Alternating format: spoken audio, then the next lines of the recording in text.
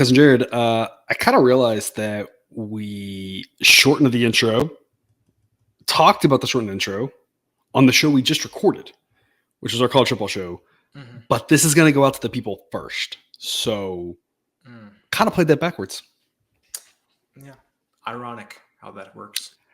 It is what it is. I'm going to blindside you right now, Cousin Jared. If we had like the special effects, this would be like hashtag Cousin Jared blindside, like popped on the screen, but we don't do that here. The Braves apparently are just going to lose every game the rest of the season.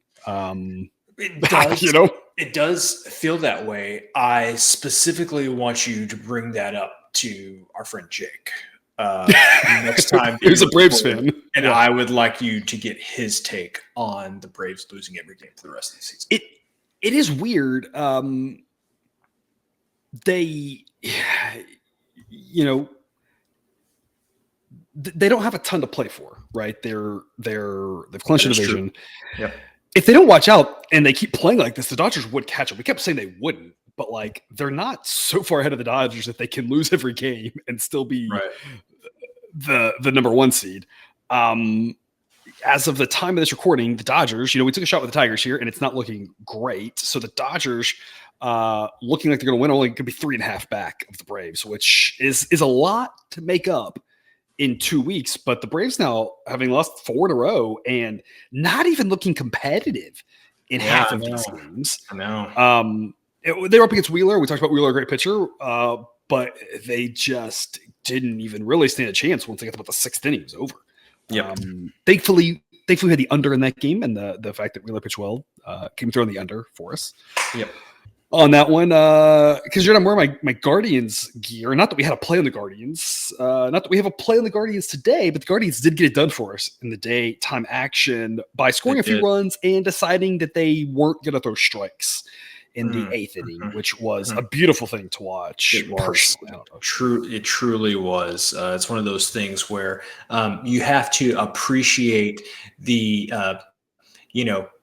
there are many things about baseball that are beautiful, but there's also some things about baseball that are not beautiful. And sometimes you have to appreciate the hideous things just as much as the beautiful things. Yes, I think it's very well said. Sometimes it can be so ugly, it's beautiful, if that makes I mean, you're talking to the guy who loves to play unders, so I know exactly what you're saying. Yep. Today's slate, no day games on the docket, unfortunately, but we are going to have some early games. Cousin Jared, it looks as if you picked games to allow us to have an early bedtime tomorrow. I know wasn't your purpose, but that's what it looks like here, especially early games start. Kick it off. Tomorrow is my day off, so early bedtime for me, maybe. I'm sure not for you. Yeah, never for me, it seems like. Starting off here, Angels at the Rays. The Angels, my goodness, just everything has fallen apart for them. Another lost season of Mike Trout. We haven't talked about the Angels in a while now. Shohei Ohtani, of course, out. At least he was hitting so well for them, likely to win the AL MVP despite not playing the last month of the season. That offense is pretty good with Trout and Ohtani in it. And without those two guys, pretty bad. Atrocious. Pretty bad. Yeah. 77 grade there.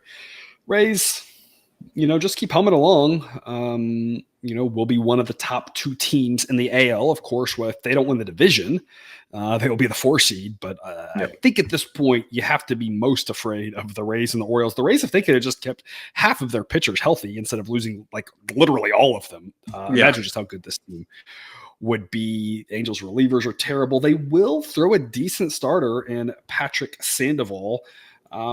This is a game that you are going to want to bet action. We typically talk about betting selected pitchers. Sandoval was scratched recently because of an illness. I believe that was on Sunday. I don't know anything about the illness. I don't know if he's perfectly fine by now or if he still might have lingering effects. Also, you never know this time of year. Things get weird. So we're going to be a little more aggressive with playing action rather than selected or listed or whatever pitchers. Taj Bradley for the Rays is not great. If they go to a bullpen game, who cares? Their bullpen's good.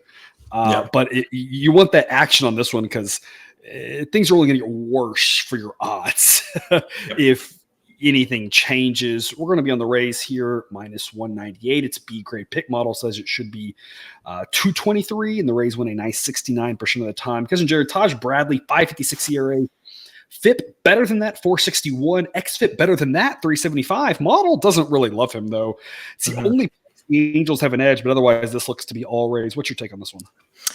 Well, I'm glad you mentioned the playing action versus playing selected, because especially when you get to this time of the season, I mean, some of the bad teams have been throwing out some pretty bad pitchers for some time now. But when you get to later in the season, you're going to be throwing guys out there that have, like a 132 rating or, maybe a 122 rating or something like that.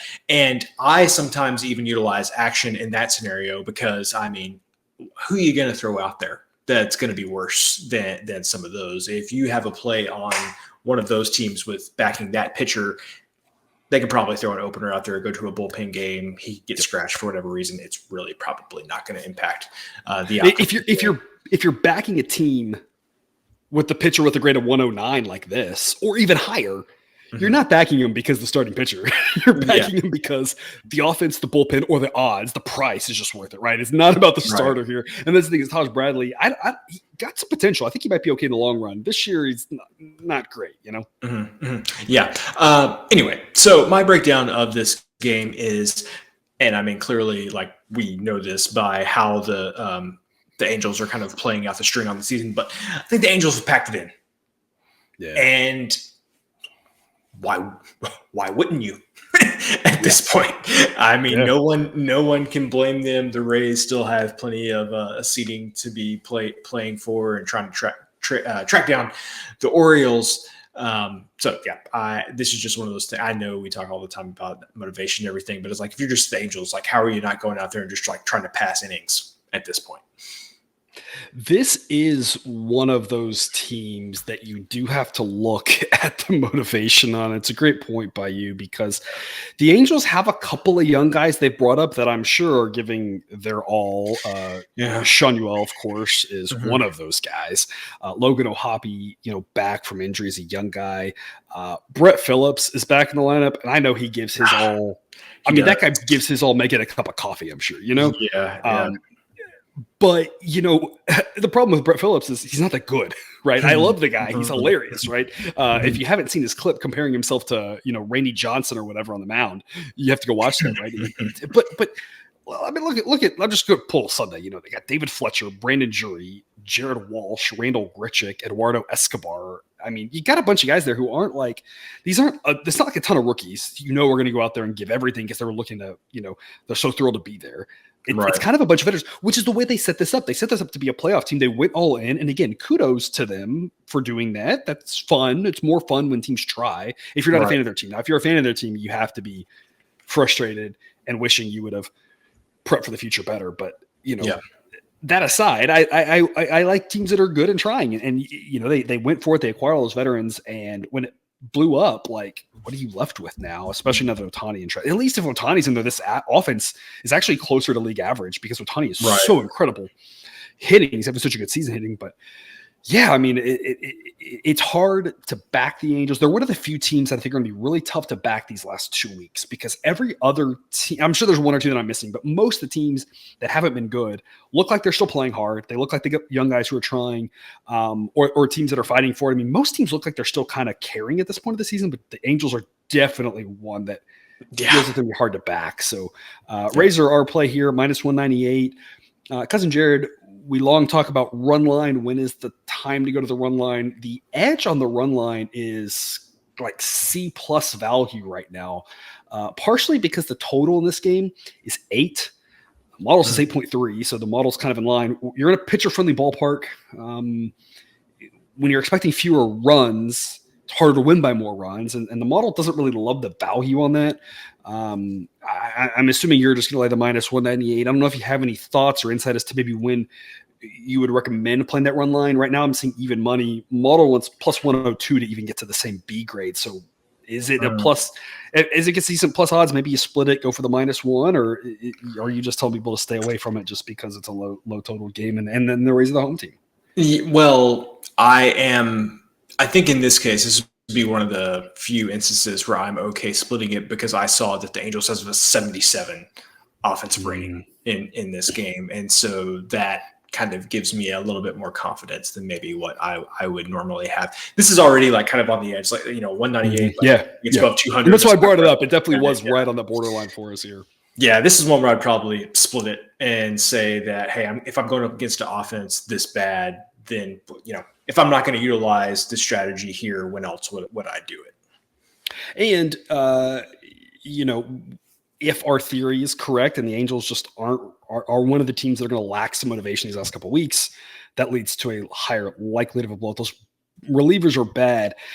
They've been bad all season. They started out the first month of the season way over their heads, pitching decent, but the whole time it was like, hey, regression's coming for this. They're not good. And it could get ugly in a hurry. So I think that's also a good thing to remember that this is not normally a run line situation with a lower total, home team, not great value, but might be worth a little bit of a sprinkle on the run line or an alternate run line, because it could go south in a hurry if we're right. And again, no locks in gambling, so the Angels could win this game. But I don't know if there's that much to the Rays need to win, because we talked about this last year. The teams that needed to win didn't really do any better than what we would have thought they would have done, because it's not that simple. It's just want to win and you win, right? Unfortunately. But the Rays are a better team at home. Decent price, -190. Not the best price out there, but this might actually be my favorite play of the day right now for what the prices are. That'll probably change tomorrow. We got a bunch of games not on the board just yet, because starting pitchers. But for now, I like this Rays play, as long as you're starting with a 1, or splitting with the the run line as well. Twins at the Reds. Twins, really nothing to play for. Does that matter? I don't really know. I don't think so. We've talked about this a lot here recently. But I mean, if you want to talk about a team with nothing to play for, Twins are the example of that. They will not catch anybody for second as much as they'd love to. They need the Rangers and Mariners are ahead of them. The Astros even further ahead of them. The Rangers and Mariners play a bunch of times, so someone's going to win. Hypothetically, if the Twins win out, maybe, but otherwise, I mean, they're not going to catch anybody for second. They're definitely not going to blow the division with a 7-game lead here this late. Reds, everything to play for, looking for the wild card race. Reds looked good on Monday, getting the job done, for their hopes for the wild card, winning 7-3. Always about the starting pitcher, though. Kenta Maeda, 4.50 ERA, almost to 100 innings. Underlying metrics, though, suggest he's better than that. So he's on the good side of average, being below 100. Ben Lively, 5.22 ERA. Advanced metrics say that's probably not that far from the truth. His xFIP's a little better than that. He's almost at 100 innings as well, on the higher side of average. Twins have the edge there. As good as this Reds offense has looked at times, overall, they still, I think, are slightly below league average. They're okay. They're not bad. They're better than the Reds offense has been for a long time now, it seems like. Other than, I think there was like one random year the Reds were good. But for the most part, they haven't been that good as of late. So it's encouraging if you're a Reds fan. A lot of promise, a lot of potential, but still a lot of holes in that lineup. Reds relievers, decent. Again, you have to be really encouraged if you're a Reds fan. It's just these Twins relievers are really good. Maeda's pretty solid. Twins offense is good. This could be a tough one for the Reds to pull out. Obviously, they're dying to win every single game. But we kind of like this price here of -144 on the Twins, 4 cents away from a B grade at -140. Cousin Jared, we auto play the A grades. They tend to work out for us in the long run. The B and C grades, we look a little closer at their magnifying glass. What did you see looking at this that made you think it might be worth an investment here on Tuesday? It's funny how you say that, the Twins have a 113 offense rating, or like the starter's good, the relievers are good. It's like, what happened with the Twins? I think all their starters got hurt, I think. Yeah. Okay. True. So the starter rating is just this one specific starter that's starting today. But aside from the rest of the pitching staff there, relievers line up good, offense lines up good. So anyway, just makes you think that the Twins should probably have more wins than they really do. This is just good. I mean, I think their fans would tell you if they're pitching and starting pitching and say healthy, they would have. Yeah, that very true. Like back in Kenta Maeda, that's kind of all there is to this, and especially playing out there in Cincinnati. Anytime I can get a starting pitching mismatch there, when potentially have quite a few runs, in this game, I'm going to back the starter that I have a lot of faith in. And Maeda has been one of the players that has been very, very good to us this year. Consistently good, not a guy who you think is going to go 8 shutout, but guy who doesn't tend to go, 4 innings, give up 6 runs very often either. And with the good offense like the Twins have, that usually gets the job done for you. And he's typically not price roll. He's not probably not a sexy name to back, but he gets the job done. If you just look at the season metrics here, the Twins ranked 9th in WRC plus offensively, tied for 6th, really. 6th through 9th all have the same number there. So it's rounding error. So they're a top 10 almost to 6th. There's a big gap between 5 and 6, the 5 best offenses this season, according to this metric: Atlanta, the Dodgers, obviously, those two, Tampa, the Rangers, and the Astros. Big gap within the Twins right behind that. So top 10 offense there. The Reds, again, a great story, but we have to remember, as much as our brains want to compare this Reds team to the previous Reds teams, they're still bottom half. According to this metric, they're 19th. So again, kind of aligns with what the model saying, Reds offense isn't bad. It's just the Twins got the much better offense, got the better starter, better relievers. Like, they're on the road, but I think, and I'm going to say this, and you never know. It goes back to what we've talked about recently. We don't know the mindset of these players until we're in the locker room. There are some locker rooms, but we're trying to assess, right? We're trying to assess with the Angels. We talked about that, right? The Twins and the Braves are 2 teams that we think of. I see this with the Twins because them losing on Monday, and the Braves are their little free fall. In theory, you'd think they want to go out and win. They like to continue playing well in the playoffs. Does that really matter? No, but who wants to go out there and not win when you're a good team? That sort of thing. So I don't really think there's anything to this, but that's obviously the fear with whatever the heck's going on with the Braves. It feels like it might eke into the Twins. Hopefully not. But there's still a decent price here at -144. Looking for a slightly better price. Looking for that -140 gets the B grade, but -144 still worth a small investment. And again, as of yesterday, little sneak peek of what you get over on Dub Club for every single game. This cheat sheet here, you can see the weather information. Got a hitter-friendly ballpark there. So you can see the park's going to adjust the runs by 8%. Weather going to drop it back down by 4%, though, because it's going to be chilly. Wind slightly blowing in, not really much, but just the temperature dropping there as the night goes along. You can see all the pitcher information there, the reliever information, the splits, lefty-righty, first 5, A grade, B grade thresholds, reverse run lines, all sorts of stuff. Where I'd recommend the total play, and as you can see there, the projected total is 9.4, the actual is 9.5. So that's why we're not talking about the total in this game as much as Cousin Jared, you love your totals. This one just doesn't seem like great value in the total. So this is the type of information you get each and every day, even on the weekends. We don't have shows if you're with us on Dub Club. Which takes us to the Guardians and the Royals. Mentioned this one getting it done for us with the over on Monday. Tuesday night's game, not going to be quite the same with the weather. A little bit chillier, low 80s to start, mid 70s to finish, but still somewhat warm. Wind blowing out, maybe blowing more across by the end of the game. Hitter-friendly ballpark, still good hitting weather. The interesting thing is that Monday, the weather didn't actually matter. Now, the hitting ballpark factor mattered because when we talk about a hitter-friendly ballpark, one of the things that matters is the amount of foul ground. There's not a lot of foul ground in Kauffman Stadium, especially down the line. So those balls get out of play. There were multiple balls, and some of those innings that had a couple runs in it, the foul balls getting down there, saving the inning from an outlet hitter keep hitting. And so that helps as opposed to those turning into outs. And so the park mattered a little bit more than the weather on Monday. And that's why we look at all these factors when we talk about the totals, because we don't necessarily know if it's going to be one thing or the other. We just like to see what all the things combined can help us. The park helps us more than the weather on Monday. Maybe the weather helps us more than the park on Tuesday. Who knows?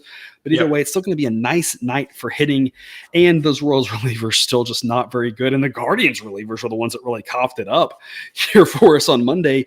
We've mentioned it. The Guardians relievers are such a disappointment after how incredible they were last year. They've just struggled this season.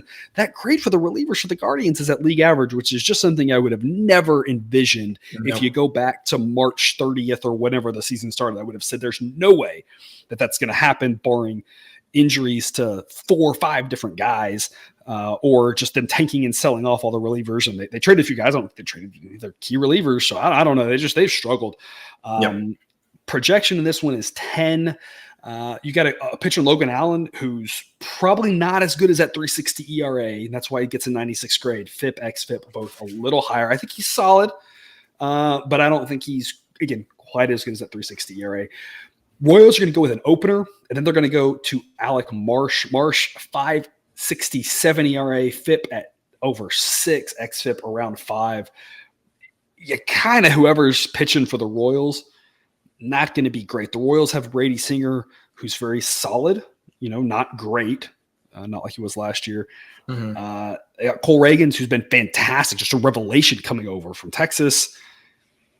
You get past that, there's not a lot of good pitchers happening for the Royals here, Cousin Jared.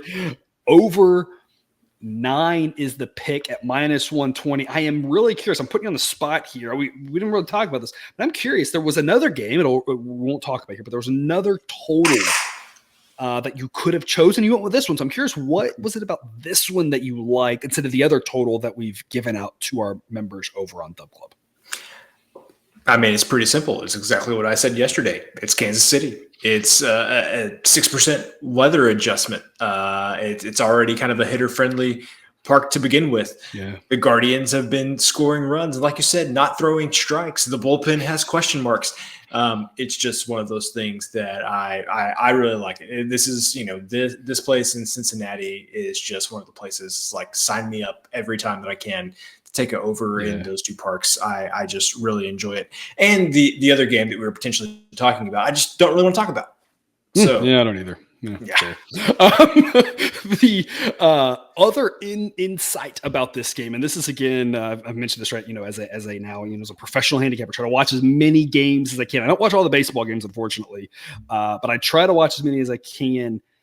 Watched this one here on Monday, and the Royals have Salvador Perez out with the concussion.